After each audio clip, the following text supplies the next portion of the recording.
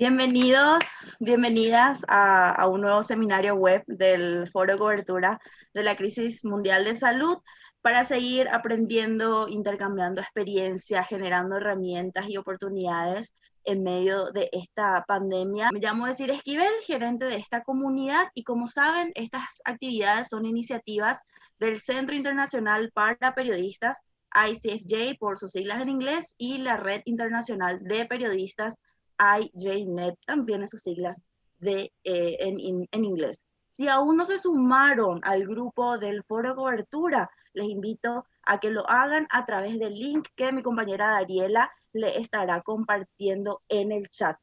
Les invito también a que nos dejen sus preguntas. Durante el evento vamos a estar leyendo. Ya se están sumando varias personas a este nuevo encuentro. Si prefieren recibir nuestras novedades de nuestro foro todos los jueves puntualmente a sus correos electrónicos, también los invito a suscribirse al boletín. Muchas gracias por conectarse y ya están con nosotros desde Perú Ramiro Escobar La Cruz, colega periodista y profesor universitario. Es especialista en temas ambientales y política internacional. Escribe para el diario El País de España, el portal Mongabay Latam y el diario La República de Perú.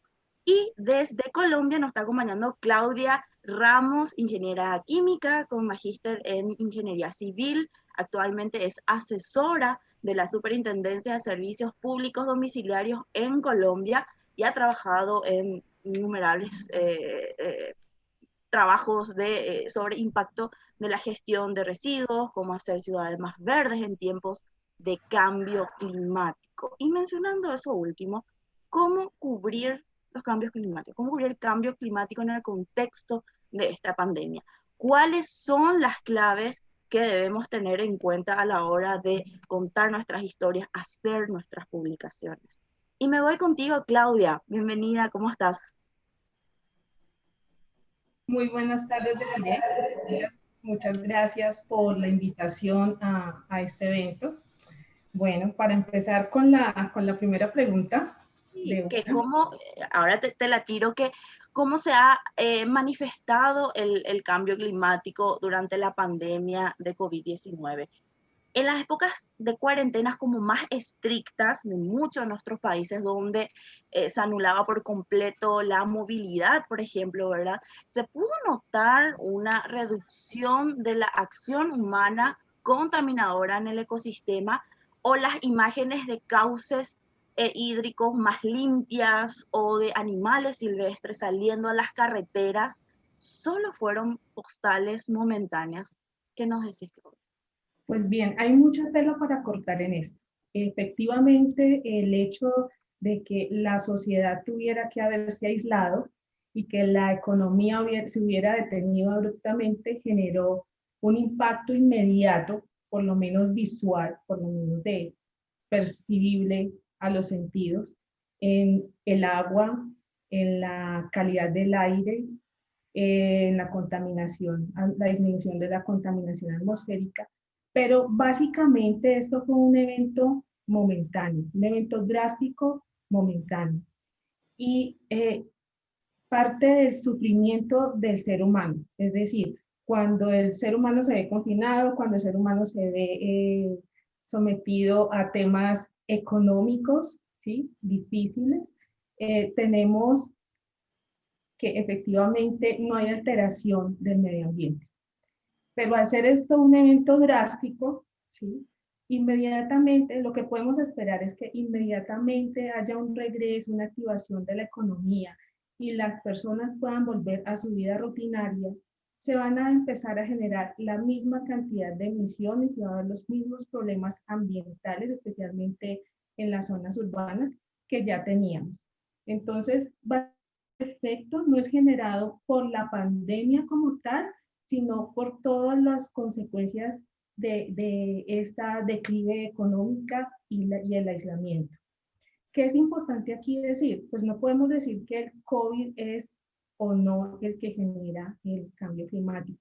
De hecho, si miramos algunos estudios y análisis de los científicos, lo que podemos ver es que el mismo COVID puede ser un efecto del cambio climático. ¿Por qué?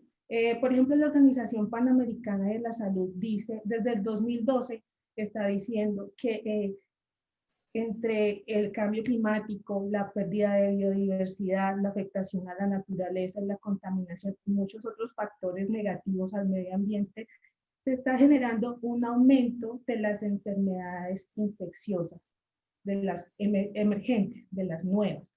Ellos calculan que básicamente desde el 2012 aparecían 2 enfermedades emergentes, infectocontagiosas, infecciosas, perdón, y en las últimas décadas ya aparecen 8 enfermedades por año. Entonces, ¿eso qué quiere decir? Que efectivamente con todos estos cambios estamos afectando la biodiversidad.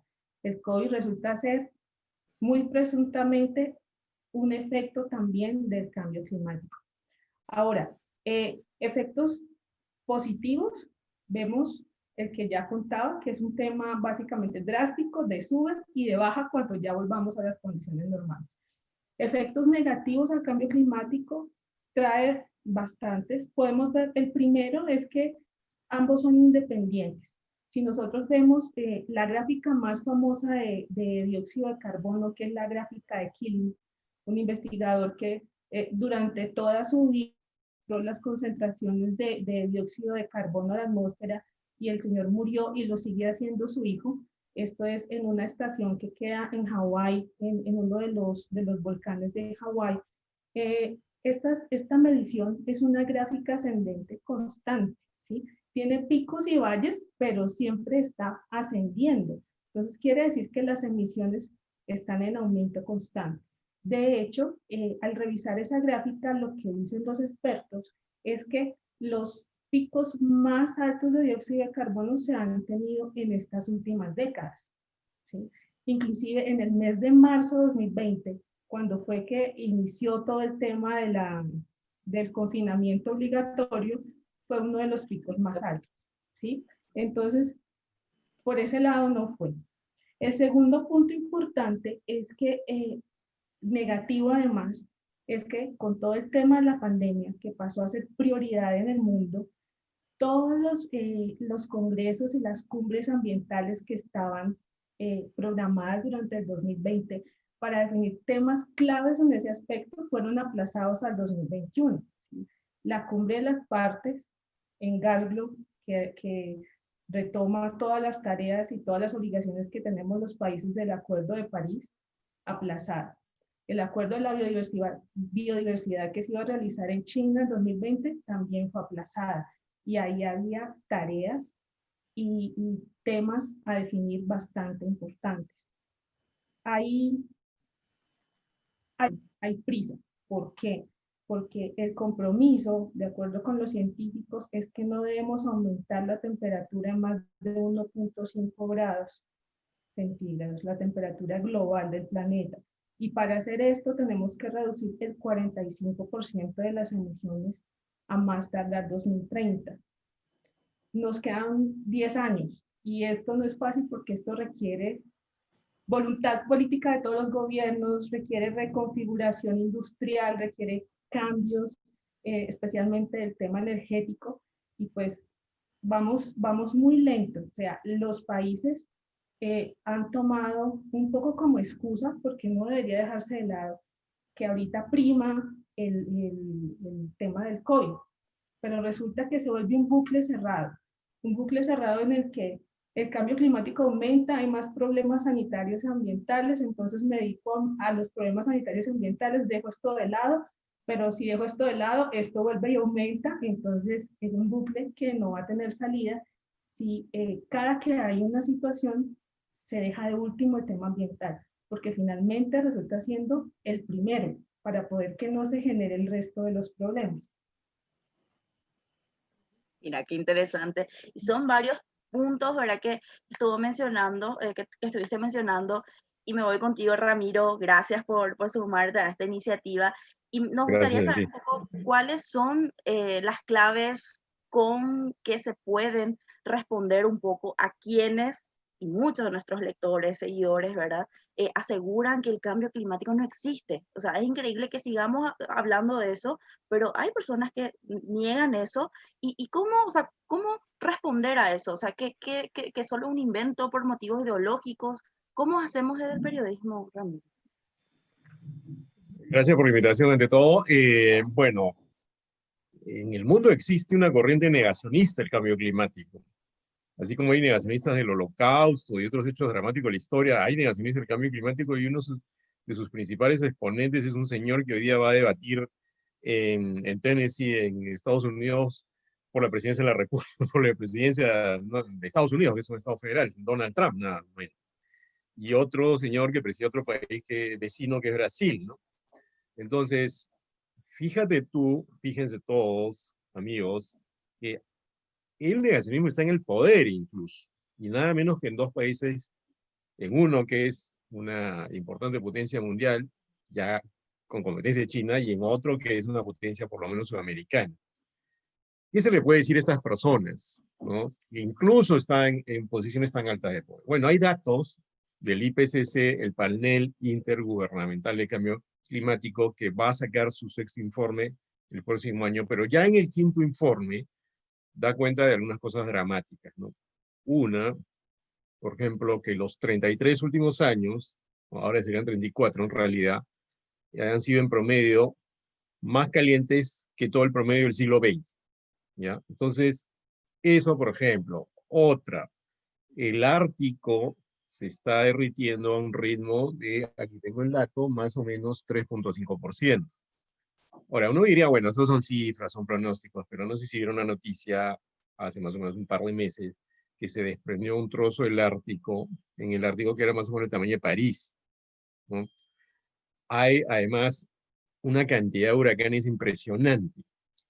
Es más, este año, seguramente vieron la noticia, ya empezaron a ponerle de nombre a los huracanes letras griegas, porque ya no alcanza la reserva de nombres.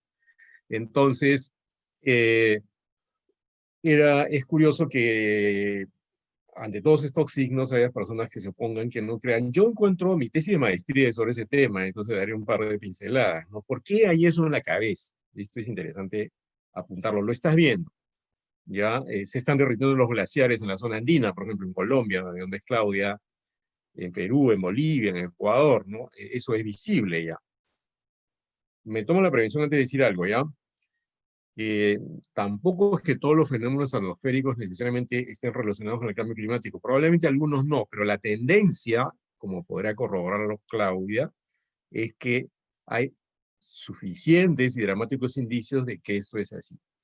Pero ¿por qué hay personas que se resisten? Hay varias explicaciones de esto. Trataré de no alargarme, tú me dices tesis hasta cuando pueda hablar, me avisas. Pero una es que esto forma parte de un pensamiento conservador contemporáneo que se está asomando, por ejemplo, en esos países donde hemos visto ya gente en el poder. Es decir, en el constructo de un pensamiento conservador hay varios cajoncitos, ya que dicen rechazo a la migración, rechazo a las políticas de género, visión autoritaria de las cosas, y hay otro cajoncito que ahora se ha metido, negacionismo del cambio climático. Y aquí voy a hacer el nexo con la pandemia. No es casual que Bolsonaro y Trump hayan sido también negacionistas de la pandemia. Es decir, en suma, son unos negacionistas científicos, al punto que han tenido protestas en las calles de científicos, cosa que no se veía de hace mucho tiempo. Entonces, niegan la ciencia, niegan el cambio climático. Digamos que eso, ser un negacionista científico, no implica que la persona sea ilustrada. No creo cometer una exageración cuando digo que Trump no me parece precisamente un hombre ilustrado. Bolsonaro tampoco. O sea, tú puedes negar la ciencia de una posición precisamente de ignorancia de una serie de cosas. Yo ignoro muchas cosas en la vida. No sé tailandés, por ejemplo, pero es dramático no saber algo que te está afectando y estar en el poder. ¿Sí? Lo otro es que hay personas que piensan que esto lo va a poder solucionar la geoingeniería, por ejemplo. Es decir, así como el hombre encontró las vacunas, digamos, para hablar de la pandemia, va a encontrar una solución científica para el cambio climático. Eso también es bastante riesgoso. Puede adaptarse, puede prevenir, puede mitigar, pero encontrar una solución para algo que Bruno Latour ha llamado el antropoceno, es decir, el tiempo en el cual ya el hombre está afectando el conjunto del ecosistema planetario, es muy, muy difícil, casi imposible, ¿no? Y la otra tendencia es esa relatada por un filósofo esloveno, o descrita por un filósofo esloveno, Slavoj Žižek, que dice, bueno, hay muchas personas que saben que es así, pero no les importa. Es decir, saben lo que hacen, pero igual lo hacen. Y hay otros que finalmente, mira, en fin, yo vivo mi vida y moriré en pocos años y ya el problema lo tendrán los que vienen atrás. Pero el problema es que ahora, como ha señalado Claudia y como se ve en varios reportes, el problema está acá. Y termino diciendo esto, para volver luego a conversar. El cambio climático no es una idea. O sea, el deterioro ambiental del planeta no es una idea, es una experiencia. Y la pandemia lo está demostrando, porque como luego conversaremos, el nexo entre la pandemia y el cambio climático es estrecho. Como ha dicho Claudia, no es que uno está por acá y otro está por acá. Se alimenta mutuamente porque mientras tú más agredes al planeta, te encuentras con más virus frente a los que no tenías protección. Destruyes biodiversidad y la biodiversidad es una protección para ti. Y entonces, ese nexo no se está haciendo, a mí me parece un profundo error de decir para después será. No, es ahora. Ahora, porque esto que estamos viviendo, en gran medida, es consecuencia del deterioro del ecosistema global. Totalmente. Y Claudia, uno de los aspectos más dramáticos, inclusive que podemos tildar principalmente en la región del cono sur de América, que se ha reiterado en los últimos años y que en este año 2020 alcanzó picos alarmantes, es que el de los grandes incendios de campos y bosques, ¿verdad? Principalmente. ¿Cómo recomiendan encarar desde el periodismo esta situación? O sea, ¿en qué aspectos hay que poner el foco a la hora de contar nuestras historias acerca del tema? Yendo para esto. Estás en mute.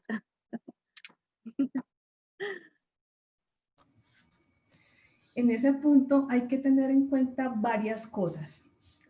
La primera es que el periodista tiene que ser consciente que el incendio no es un tema puntual, ¿sí?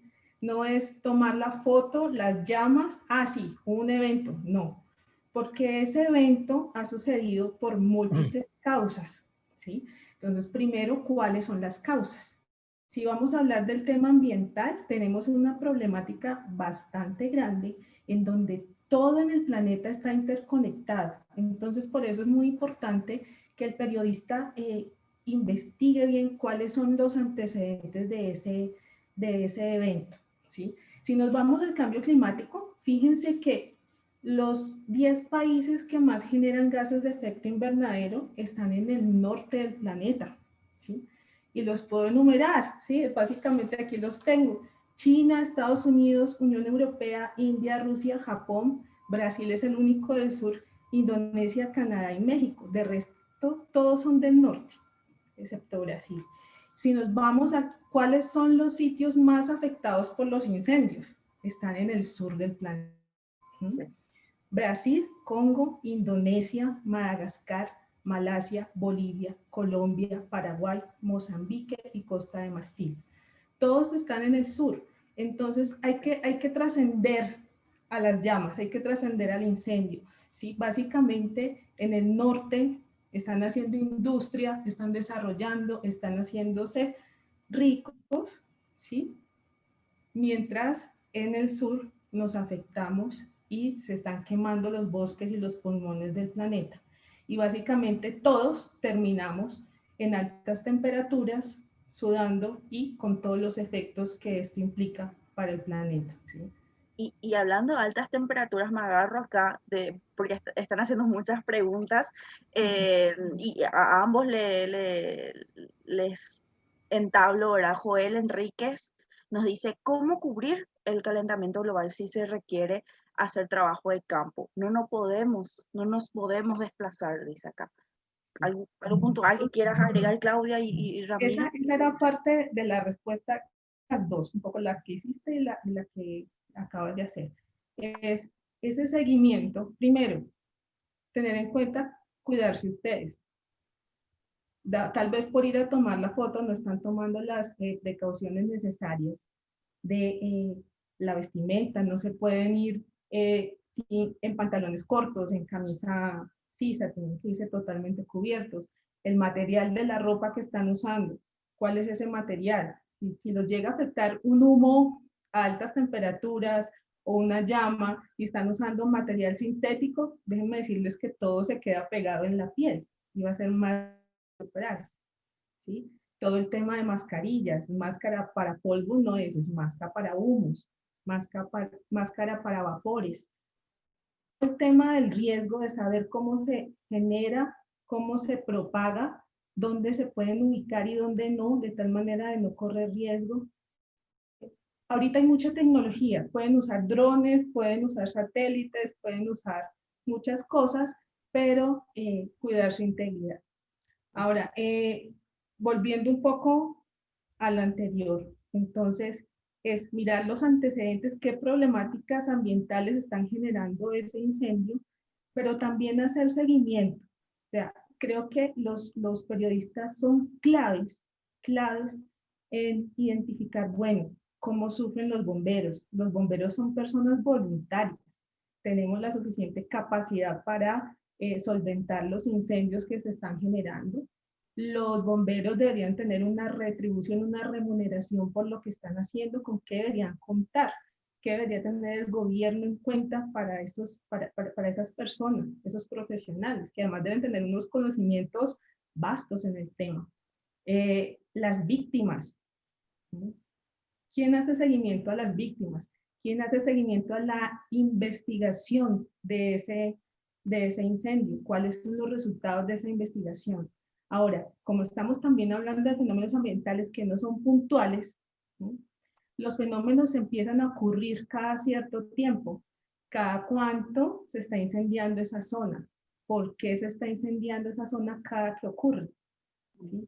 ¿Qué tiene que ver con esos, con el efecto antropocéntrico? Es decir, muchos llegan y se paran al frente delante del incendio y dicen, hay un incendio, es el cambio climático. Y déjenme decirle que del 75 al 95% de los incendios son generados por el hombre, no por el cambio climático. Es muy diferente. Quema de pastizales, claro, todo empieza con quema de pastizales. ¿Cuál es el tema con el cambio climático aquí? Que en la medida que estamos aumentando la temperatura, ¿sí? La humedad de la tierra, la humedad del aire es menor. ¿Sí? Entonces el aire y el mar sobre todo buscan un equilibrio con la tierra. Entonces el aire y el mar se roban está muy caliente y se roba toda la humedad de la tierra. Entre más seca esté la tierra, pues va a haber una mayor probabilidad de que ese incendio se propague y avance. Pero no lo está generando el cambio climático. Está ayudando a que se propague más fácil. Porque si la tierra está húmeda, la tierra no se incendia. ¿Sí? Entonces, hay que mirar. Ahora, cuando se incendia, cuando la causa es de origen antropogénico, también hay muchos intereses. No es solo el tema, por ejemplo, del turismo, en el cual dejan basuras, dejan un vidrio y la luz pasa y se calienta, o dejan una colilla de cigarrillo, o dejan una fogata.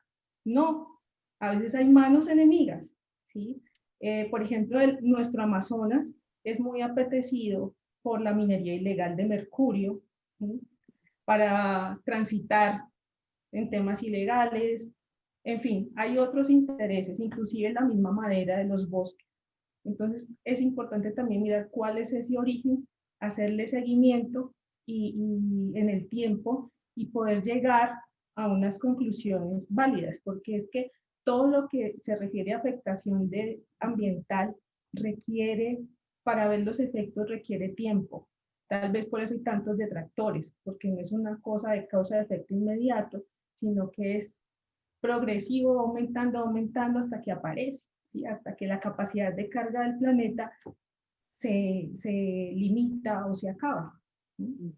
Acá Raquel, Ramiro, para poder sumar a tu respuesta, te meto otra pregunta acá que nos hace Raquel. ¿Qué fuentes recomienda para consultar. ¿Cuáles textos recomendás leer para adentrarnos al periodismo ambiental?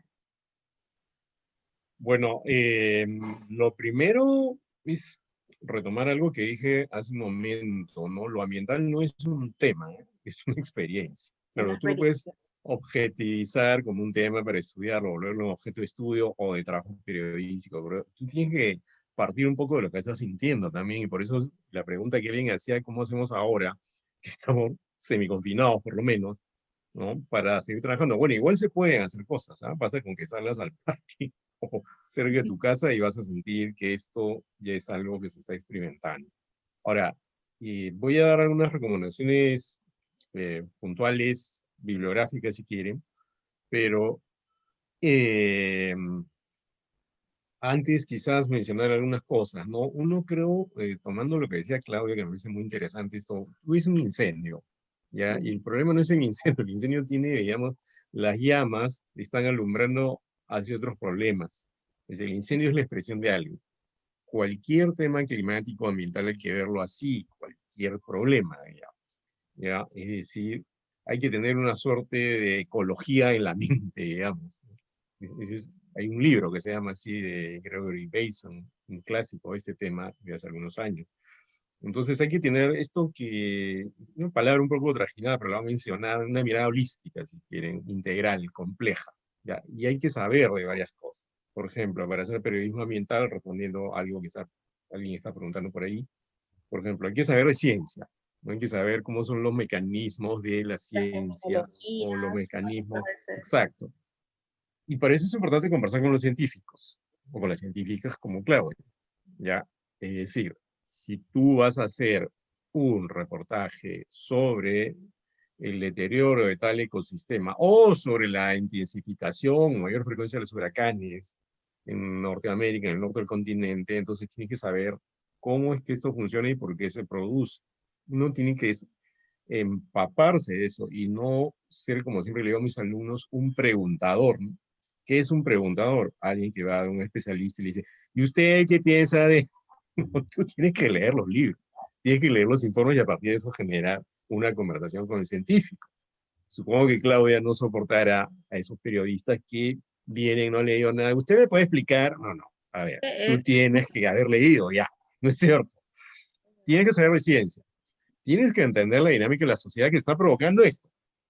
Ojo. Y de esto estamos hablando, ¿no? Mientras más deterioramos el ecosistema global, estamos alimentando las pandemias, estamos alimentando la expansión de las plagas, ¿no? La malaria está llegando a sitios donde antes no llegaba, ¿no? Los vectores que transmiten enfermedades con más calor se reproducen más rápido. Eso pasó con el ébola, por ejemplo. Yo recuerdo haber hecho un reportaje, no, el ébola, no, el Zika, sobre el Zika, cuando el Zika cayó por esta región, y me explicó el ministro de Salud del Perú eso, ¿no? Claro, lo que pasa es que hay más calor y se reproduce más rápido, y eso va a pasar prácticamente con todas las enfermedades. Entonces, tienes que saber ciencia, pero tienes que saber también sociedad, algo de sociología, de antropología. O sea, no vas a volver de la noche a mañana un especialista, pero hay que leer eso, hay que leer, ¿no? Por ejemplo, un libro que yo recomiendo es un libro que a mí me parece espectacular, y lo he leído más de una vez, que se llama Cuerpo y Espíritu, que es un autor norteamericano llamado Morris Berman, y te explica, por ejemplo, cómo es la relación con los animales, y qué tiene que ver con todo esto, ¿no? Y cómo distanciarte de los animales, tratarlos como objetos, como relojes que se pueden descomponer, como decía Descartes, ¿no? Produce un impacto en la vida humana horrendo, ¿no? ¿No?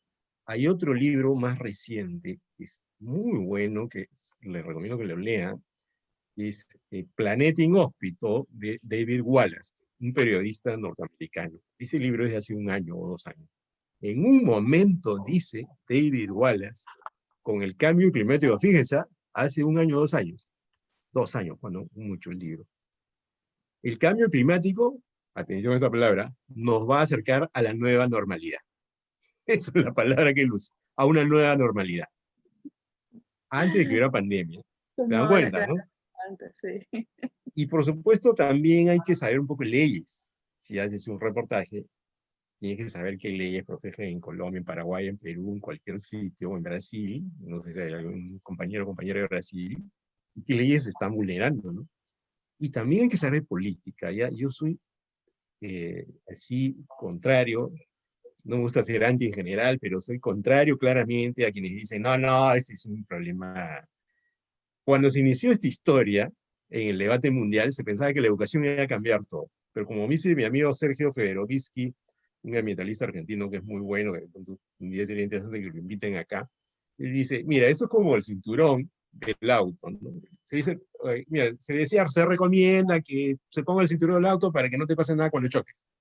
Ok, pero resulta que el día que igual la gente no lo decía, no, ¿para qué? No sé, ¿no? Ya hay una propaganda argentina que dice, che, ¿para qué? Si vaya atrás, ¿no es cierto? Pero cuando vieron sanciones, ya, todo el mundo se lo puso. Cuando Entonces, te ¿qué golpea el significa eso? bolsillo, como decimos. Exacto. O es la educación, es el cambio de mentalidad, pero tiene que haber políticas públicas. Tiene que haber políticas públicas. O sea, el Estado tiene que incentivar, pero en algunos casos también sancionar. Y uno como periodista tiene que conocer esa dinámica. Yo soy contrario, por supuesto, a las políticas represivas, pero obviamente esta es una situación de emergencia en cámara lenta, y ya no tan en cámara lenta. Tiene que haber políticas públicas que incentiven y sancionen los excesos. Eso es algo que no funciona en muchos países, y uno tiene que conocer esa dinámica. Y la última pasilla que quisiera dejar en esta parte es esta palabra que utilizan mucho los ambientalistas, lo local. ¿Qué es lo local? Pensar globalmente, actuar localmente. Es decir, lo que pasa aquí en tu barrio está pasando a nivel global. Digamos, lo interesante a nivel de política internacional del cambio climático es que está haciendo pensar a la comunidad humana acerca de un problema que es común, que todos lo estamos viviendo y todos vamos a ser afectados. Por eso el Acuerdo de París ya todos eh, por lo menos han acordado hacer contribuciones. Y un indicio de eso a propósito de incendios es cuando el año pasado hay incendios severos en la Amazonía, que todos los años hay y que este año ha habido, y peores que el año pasado. Pero ustedes recordarán que Emmanuel Macron reacciona, pues. Emmanuel Macron, que está en Francia, ¿no? Obvio, él es muy interesado en este tema y se da cuenta que el Amazonas es el Amazonas, pero no solo es importante acá, es importante en el conjunto del planeta. No sé si hay algún amigo argentino entre los asistentes, pero algo que me explicó Antonio Nobre, un notable científico brasileño, es que el Amazonas provoca las lluvias en la Patagonia. Entonces, volviendo a lo que decía Claudia, veis un hecho, tienes que buscar las ramas del árbol, no ver solo el árbol, sino ver las ramas y ver el bosque. Y para eso hay que saber de leyes, hay que saber de política, hay que saber de política internacional, hay que saber de ciencia, hay que saber de sociedad, ¿no? Hay que saber de cultura, además, ¿no? Porque hay ciertas formas de relacionarse con la naturaleza que probablemente no sean tan nocivas. Y los pueblos originarios de nuestra región y de todo el mundo en general son muy, muy eh, nos enseña mucho en eso. No es que nunca hayan cometido errores, ojo, tampoco hay que dulcificar la situación, no, nunca impactaron el ambiente, no existe esto. ¿Ya? El problema con los indígenas, con los guaraníes o con los indígenas de Colombia, ¿no? Es que pensamos que los indígenas necesitan compasión, lo que necesitan es ciudadanía. Y cuando les das ciudadanía, puedes aprender mucho más de ellos. Tienen un mejor manejo de los ecosistemas que las culturas urbanas. No es perfecto, pero es mejor. ¿Ya? Y de hecho, los lugares donde viven indígenas son los lugares menos impactados prácticamente en todo el planeta. Me quedo ahí por el momento. Y de a poco se están manifestando los argentinos acá. Van ahí, para. Ahí hay algo que yo quisiera complementar de lo Sí, que sí, sí. decía Y Ramiro. sumado a eso, Claudia, otras recomendaciones, ¿verdad? Vos como científica, ¿qué nos dejás y bueno, qué nos decís, ¿verdad? Para poder tener en cuenta a la hora de realizar cobertura sobre el cambio climático. Bueno, Sumado a eso. voy por la primera parte. Sumado a lo que decía Ramiro, me parece importante el tema de el periodista debe documentarse y debe manejar muchos temas, pero es importante que como él tiene la voz, ¿sí? Para publicar, para informar, se informe de cómo puede ser ese día a día para aplicar las cosas, ¿sí? Es decir, me explico. Hay un acuerdo de París, hay una cumbre, hay unas metas por país para los que se comprometieron, pero volviendo a la frase de piensa global y actúa local, ¿cómo bajamos eso a la tierra? ¿Cómo lo aterrizamos? Para que cada uno de los seres humanos, en la información que ustedes propagan, le quede claro que él hace parte, ¿sí? Porque como esto es global, pero debemos actuar local y personal, hay muchas alternativas. Mire, cuando empiezan es porque nos alejamos de cómo funciona el planeta y de cómo funciona la naturaleza en sí. De hecho, la Cumbre de la Biodiversidad lo que promulga ahora es las soluciones basadas en la naturaleza. ¿Sí? Hay muchas cosas que se pueden hacer desde casa, desde las instituciones donde estamos, sea cual sea. Inclusive me alegró mucho, hace unos días escuché una noticia acá en Bogotá de un colegio que se certificó como el primer colegio carbono neutro. Y tú dices, pero un colegio, ¿qué va a hacer por el cambio climático o qué va a hacer por los objetivos de desarrollo sostenible? Hay muchas cosas por hacer y explicaron su estrategia y su estrategia era hermosa, ¿sí? Trabajan desde el tema de los uniformes. ¿Cuántos uniformes salen cada año que se vuelven residuo? El tema de la alimentación de los casinos en los colegios. Todo el tema de la logística, de todo lo que ellos compran, de todo lo que sacan los niños. En fin, lograron de verdad certificarse carbono neutro, disminuir sus emisiones, disminuir la cantidad de residuos, implementar economía circular. Es una experiencia hermosa y es un colegio, ¿sí? Tú piensas que solo la industria que tiene la mega chimenea puede hacer algo, no, todos podemos hacer algo. Y en la medida en que nos acerquemos más a la naturaleza, estamos impactando más positivamente. Eso es una. Y hay muchas herramientas para hacer esto. Por ejemplo, una que les digo como es una página web que se llama Ask Nature, pregúntale a la naturaleza. Tú vas a esa página, le metes una palabra, quiero saber cómo me puedo comunicar basado en la naturaleza. Entonces te muestra cómo se comunican ciertas especies, por ejemplo, las hormigas, las abejas, y puedes implementar ese esquema de comunicación en tu casa, en tu trabajo, en la empresa donde estás, basado en la naturaleza.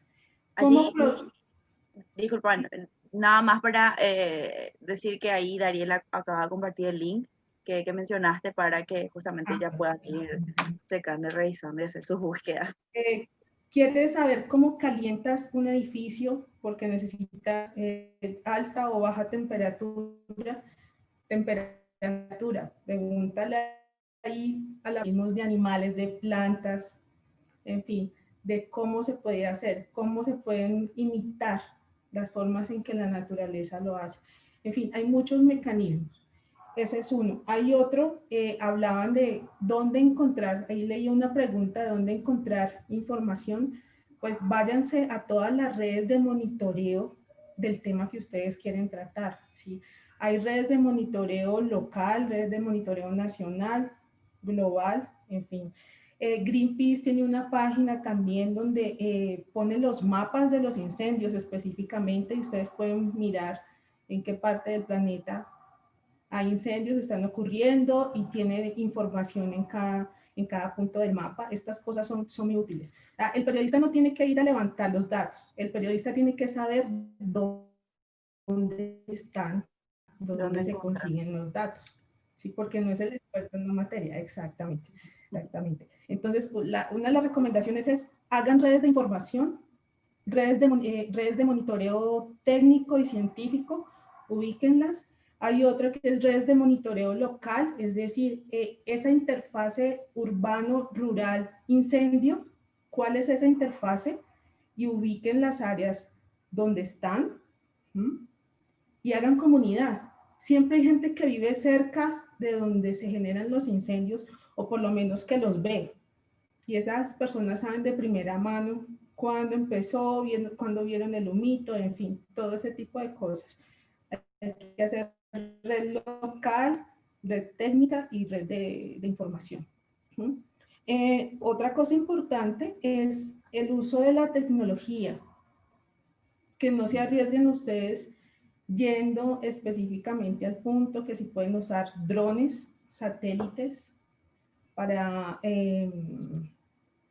adquirir las imágenes, pero no es necesario ponerse en riesgo. Otro punto, pues más allá del seguimiento, entonces el seguimiento con las víctimas me parece importante, el seguimiento con los bomberos, el seguimiento con la gente que estuvo en las escenas del crimen, por llamarlo de alguna manera, ¿sí? Las diferentes entidades que acuden a estos eventos, sería importante también. Gracias, Claudia. Mira que con eso también estás dándonos temas para publicar, temas para de repente abordar y publicar que no lo estamos mirando. Y acá, por ejemplo, Manuel Chávez nos dice, ¿qué va a pasar con la humanidad si estamos pasando tiempos difíciles, cambio climático, pandemia, etcétera?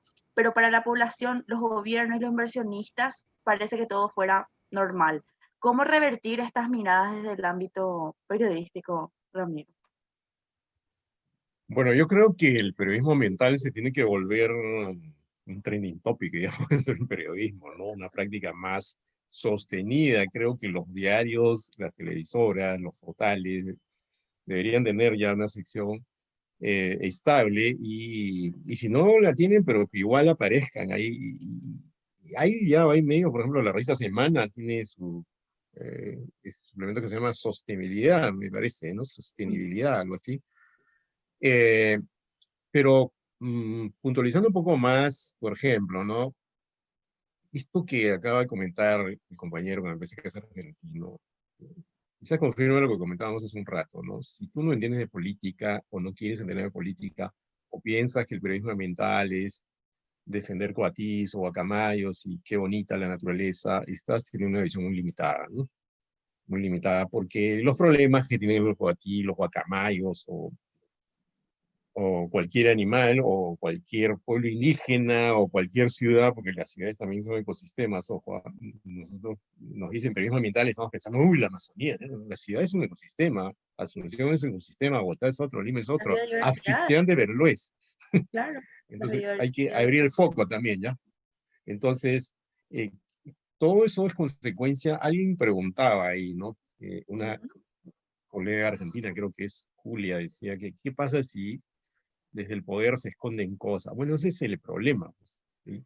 El problema es que si uno no apunta hacia el ámbito político, puede ser que solamente cuente algunas cosas, pero en algunos casos el periodismo ambiental es de denuncia, con frecuencia lo es. ¿No? Y la denuncia no quiere decir tirar piedras a alguien sin tener pruebas, sino comprobar que algo está pasando y ponerlo en conocimiento público y exigir a las autoridades que reaccionen frente a una situación. Por ejemplo, nosotros tenemos una situación muy grave en el lago Titicaca que compartimos con Bolivia, no sé si hay algún compañero boliviano acá. Y así, una serie de cosas. Voy a señalar dos casos, quizás sea útil, Desi, si me permites, Sí, adelante. señalar dos casos en que yo trabajé, digamos, y que utilicé tecnología, y otro que es un caso de la vida cotidiana, pero que me condujo al cambio climático, curiosamente. Por ejemplo, yo hice un reportaje acá en el Perú, a propósito de los drones que mencionaba Claudia, sobre cómo se usaban drones para mapear zonas deforestadas. Entonces era mucho más fácil, pues, porque antes tenía que usar un teodolito, era mucho más complicado. Entonces habían un organismo que se llama Cincia, que está en la zona, en la selva sur de Perú, está utilizando drones.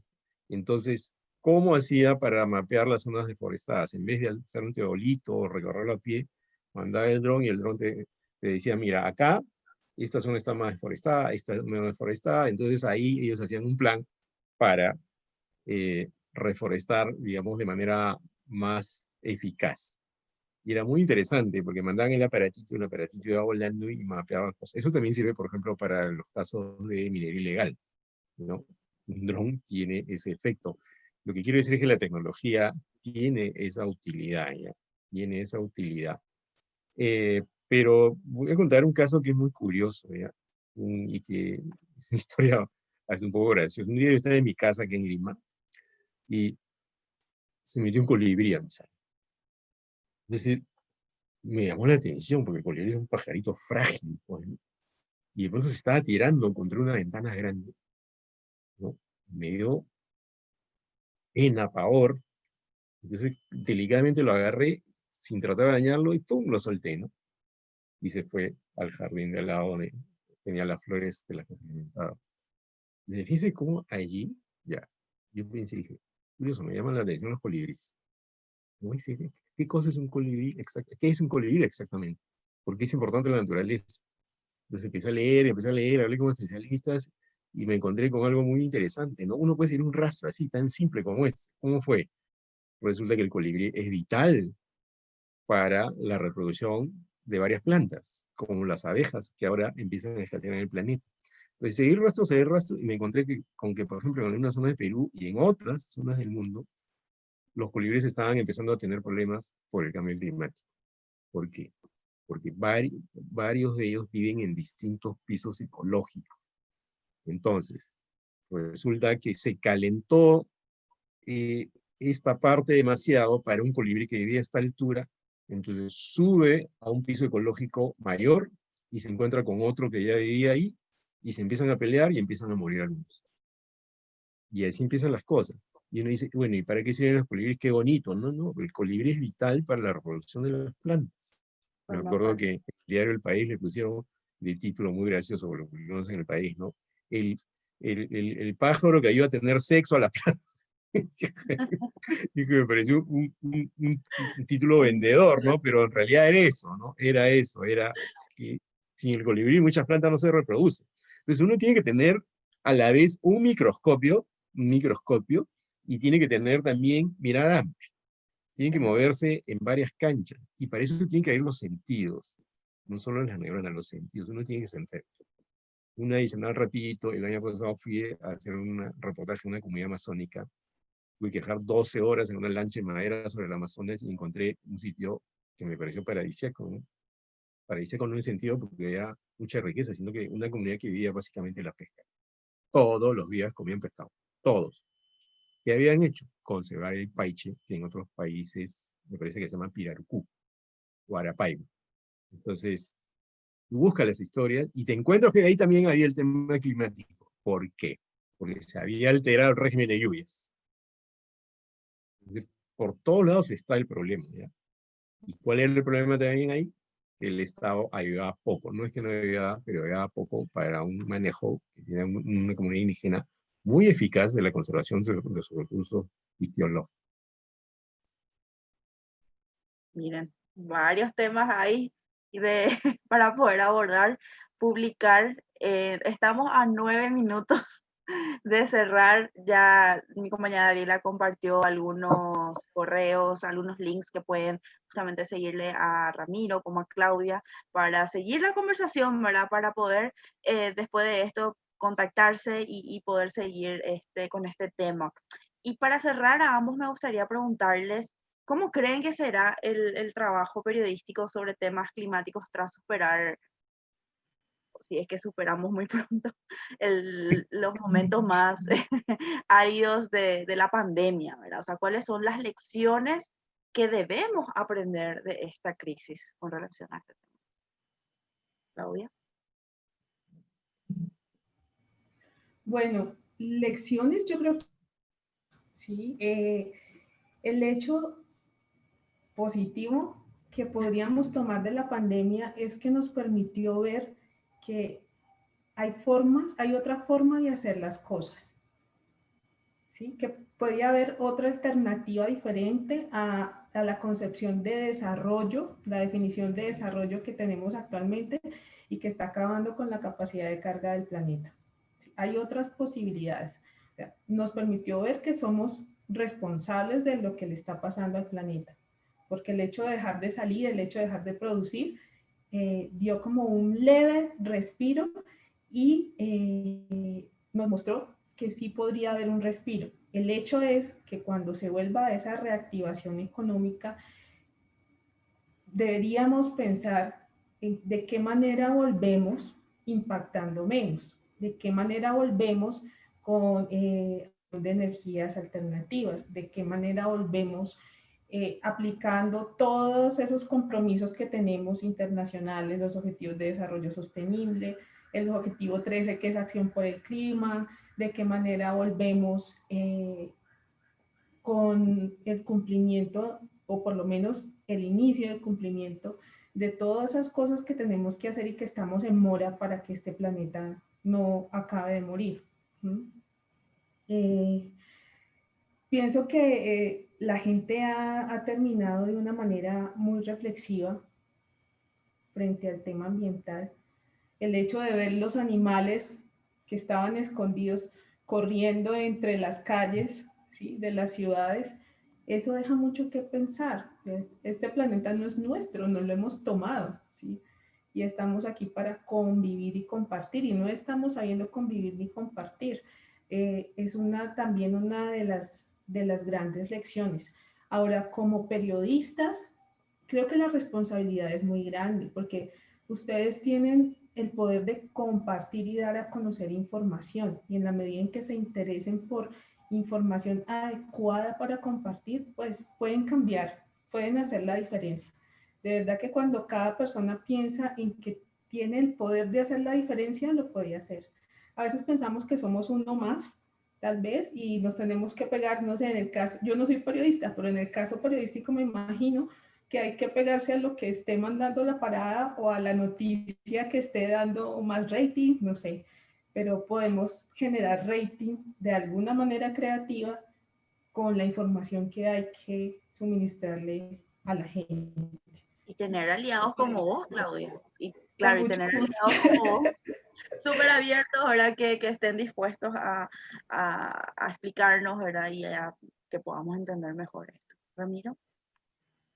Bueno, yo suelo decirle a mis alumnos que los periodistas tenemos un privilegio, ¿no? Un privilegio que es, por ejemplo, lo que nosotros hablamos o escribimos, lo leen muchísimas personas, a veces millones. Yo cada vez que me paro frente a una pantalla escribo una columna y la mando al país.